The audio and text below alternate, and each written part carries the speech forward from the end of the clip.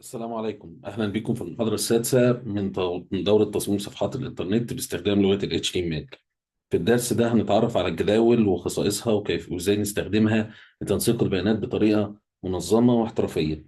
لكن قبل ما نبدأ طبعا ما تنسوش الاشتراك في القناة وتفعيل الجرس عشان يوصلكم كل جديد، وطبعا اللايك والشير. ويلا بينا نبدأ. بسم الله الرحمن الرحيم. أول حاجة هنعملها هنكتب تاج تيبل، دوس انتر.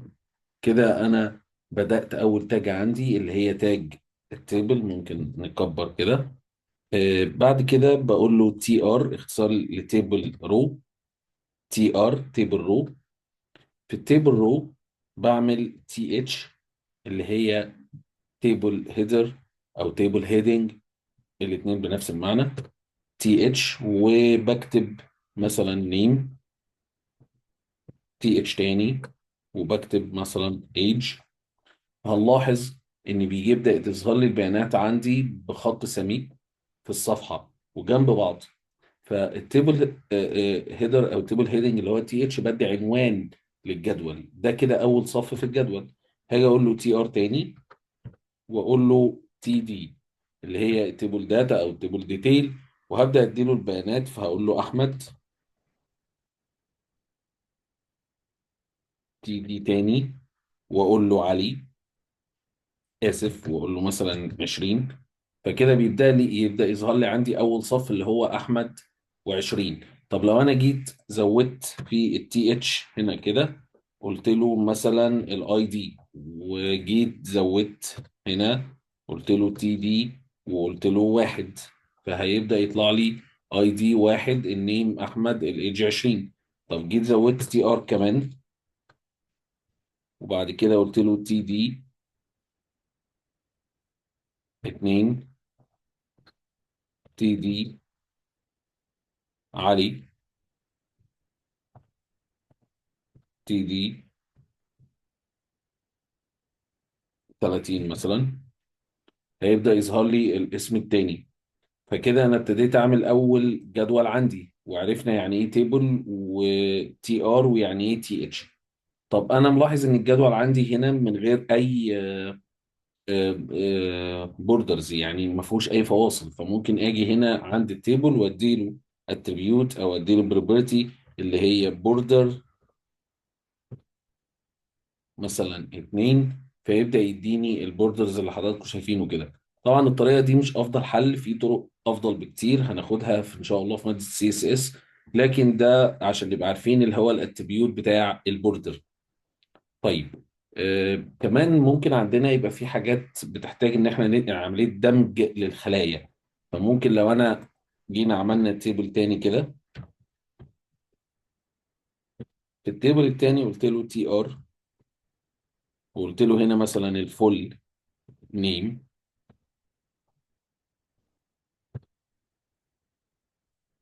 تي طبعا.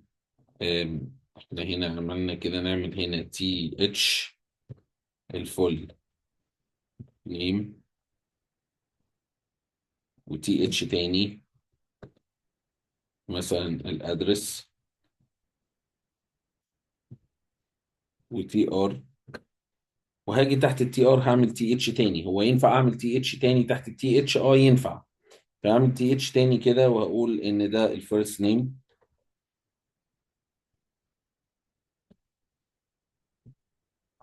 تي اتش تاني اللاست نيم. بس انتر كده ونقول له اللاست نيم. فكده انا بقى عندي ال الفول نيم. المفروض ان هيبقى فيه تحتيه حاجتين، اللي هي الفيرست نيم واللاست نيم. فالفيرست نيم واللاست نيم دلوقتي لما انا هاجي اعمل التي ار اللي بعد كده، واجي اقول له هنا تي اتش تي دي، اسف تي دي، وهاجي اقول له احمد، وتي دي تاني وهقول له علي. بالمنظر ده كده هنبدأ نلاحظ ان في هنا حاجة مش مظبوطة. فلو احنا جينا عملنا بوردر دلوقتي الدنيا هتبان اكتر. بوردر تساوي 3 مثلا كده. فهيجي هنا الفول نيم وتحتيه الادرس. المفروض ان الفول نيم هنا يبقى جاي مع الادرس، يعني واخد خليتين، لانه هيبقى تحتيه الفيرست نيم واللاست نيم. ممكن نكبر كده شويه. هيبقى هنا الفول نيم المفروض ان هو تحتيه الفيرست نيم واللاست نيم، فانا كده عايز اعمل عمليه دمج للفول نيم ده. دمج للفول نيم، فعايز اعمل عمليه دمج بشكل افقي. يعني عايز فول نيم ده يبقى بياخد الفيرست نيم واللاست نيم. فهاجي اعمل كده عند التي اتش بتاع الفول نيم، واقول له كول سبان. كول سبان اللي هي كولوم سبان، بعمل عمليه دمج لعمودين جنب بعض. فكول سبان لما احب اعمل عمليه دمج لعمودين جنب بعض بشكل افقي، وهاجي اقول له هنا انا عايز اعمل بمقدار 2. فتلاقي ان الفول نيم هنا خدت دمج خليتين للفيرست نيم ولللاست نيم. دلوقتي لما احب اكتب بقيه بياناتي، فهاجي اقول له هنا كده التي دي جيزه مثلا او كايرو اهو. فهتظهر لي كلمه كايرو. طبعا عندي هنا خليه فاضيه. خليه فاضيه دي معناها ان المفروض ان الادرس يحصل عمليه دمج بشكل رأسي. فعمليه الدمج بشكل رأسي بعملها ازاي؟ هاجي عند الدي، عند التي اتش بتاع كلمه ادرس، واقول له رو سبان. روز بان بعمل عمليه دمج بشكل رأسي. فهاجي اقول له روز بان وانا عايز ادمج كام خليه؟ الخليه دي واللي تحتها، فهقول اتنين برضو. فيحصل لي هنا عمليه دمج للخليتين بالمنظر ده. طيب هل انا ممكن ازود عن كده؟ افرض ان انا عندي مثلا في التي اتش هنا في عندي فيرست نيم وميدل نيم واللاست نيم.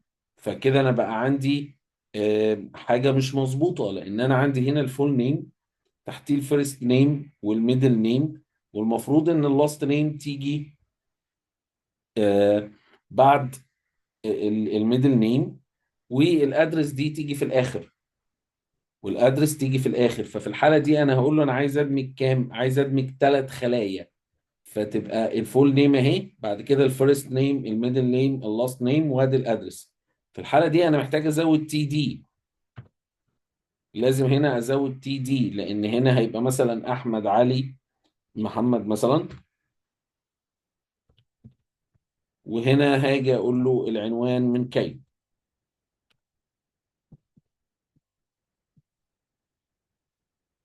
فتظهر معايا بالمنظر ده.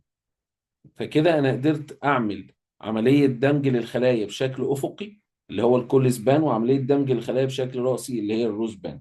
وبقدر اتحكم في الموضوع ده عن طريق الارقام 3 و2. 3 يعني انا هدمج 3 اعمده جنب بعض في الكول سبان، هنا 2 معناها ان انا هدمج صفين تحت بعض في الروز بان.